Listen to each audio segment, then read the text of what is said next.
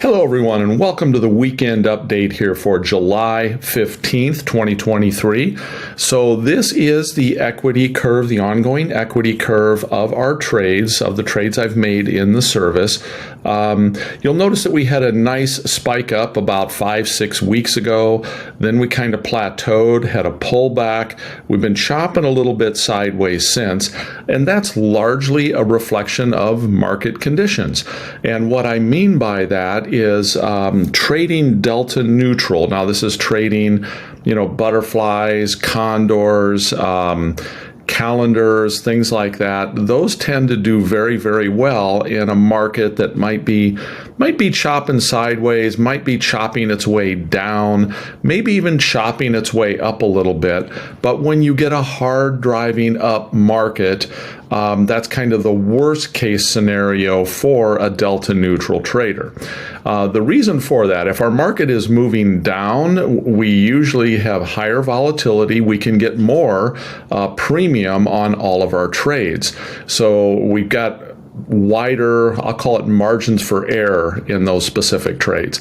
However, when the market is rocketing up, not only do we need to try to adjust our trades at that point, but because volatility is usually considerably less, it's much more difficult to make those adjustments. You can't really bring in extra premium in most cases to make those adjustments. So it gets very difficult to adjust in a big upswinging move. And of course, if you're trading like I am, delta neutral, you're blowing out the upside of most of your diagrams or most of your P&L diagrams. So let's take a look at our current positions here. We didn't really close anything out last week, so we have a number of positions open. The week before, we closed a few positions, which gave us, these few wiggles here, but we haven't really closed out anything this week. We came into the week with 3 open trades. We added a couple. So let's just kind of take a look and see what we added and what those look like at this point. And I should say also, one of these, this one isn't really loading because of, wide bid-ask spreads and data. I am going to open it, but we'll get to that in just a second. So if we look at these other trades that are showing up, this one doesn't expire yet for a couple weeks. But we can't expect much out of this one without a pullback. This is, again, one of those scenarios where the market has run really hard. There's not a lot of juice left in this, and it's just not real easy to adjust at this point. So we have to have pretty low expectations for this one. This calendar here, I do think we could get still some decent decay if our markets kind of stay in a range, and we can get this calendar to some profit. I say calendar, actually it's a double calendar at this point. So I do have hopes for this one, again, assuming that our market kind of consolidates and maybe chops back and forth a few days. We just put this position on Friday in the queues, and I like the risk reward on this a lot. It only has $550 in risk, and it's got a nice, $4,300 in reward. Again, I'm never trying to shoot for this, but this is a good measurement as to basically reward to risk. I mean, what I paid for it versus what potential there is in the trade is maybe a way of explaining that. So let's take a look at this one. I'm going to open this up a little bit larger here. And, this trade I am liking as well because we have a nice wide tent. This trade's been adjusted multiple times. Anytime we have multiple adjustments in a trade, we need to lower our expectations as to what we're hoping to get out of this. But this trade expires here this next week, next Friday, and I'm looking for some decay to happen here. Let's see, I said next Friday. Is that correct? That is not correct. This expires 2 weeks out, but I'm looking for decay to start happening in this fairly quickly here over the next week and a half. And again, if we can get some sideways chop in our markets, not a consistent up rip or a big down move, I think we will be okay in this one as well. So, but that's what we got to hope for here. We got to look for a little bit of consolidation, and we may end up trying to take some of the risk out of this. If we do get a little bit of an up move here and a little bit of stabilization where the markets aren't ripping up or ripping down, we'll probably look at making a move to take some of the risk out of that particular trade. So let me come back here, and then we will see if we can, I need to open this one. And again, this one, it's just, we're in that zone here on these two calendars. These two calendars, this double calendar, is in fact making money in both of those. So if I come in and I look here at the leg P&L, we can see that this leg is up about 80 cents or so. This leg is up about $1.74. So, these two things are up about $200 combined, but that's helping to offset the drag that we had on this broken wing butterfly, where the market ran away from us so hard and fast that there wasn't any easy way to adjust these legs. Again, with volatility so low, we weren't getting enough money to roll the wing up. So our only way to really get some decent money as far as potential credit coming into the trade and a decent amount of theta decay is we had to go out closer to the money and do these calendars. So that's what we were forced to do on this. Now I'm looking at a couple different things on this trade this week, and probably one of the most likely scenarios, again, assuming we get a little bit of a chop sideways here, is I may just pull this whole butterfly structure off and just close out that butterfly structure part of this trade.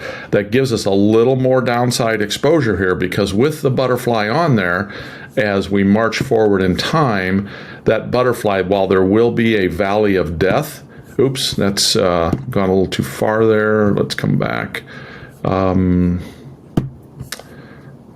back here into late July or so. So this blue line, this is with the butterfly intact. So this will hold us up a little bit if we do in fact get a pullback where we would lose this level of support.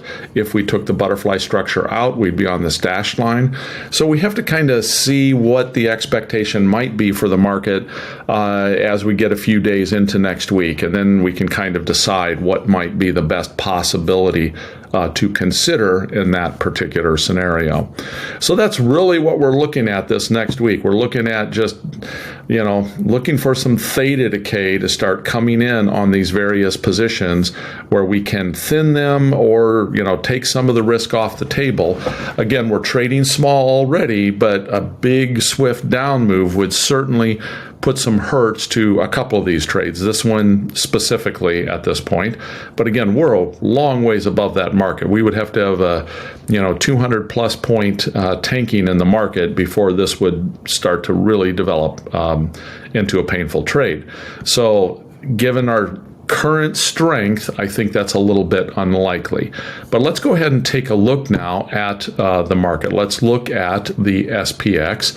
So obviously we've had a very, very bullish, strong up run here since March, really, middle of March. I mean, we've gone 3,800 to 4,500. So that's a pretty massive run. What is that? 700 points. S&P points, which that's a big move. So that's where we're at. These are the prior market highs, the most recent highs back in January of 2022.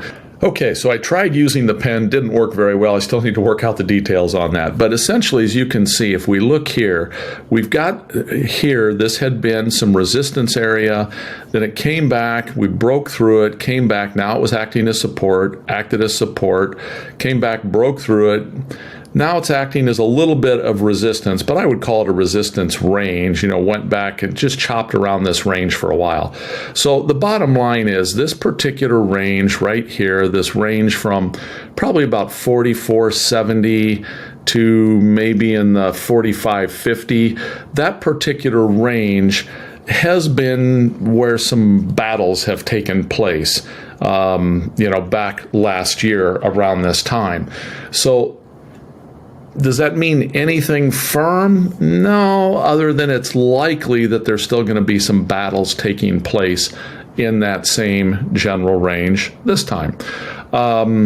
We got great market news that spiked the market up considerably here over the course of this week. There were things that came out that basically made it a little less likely that we'd have continuing interest rate increases.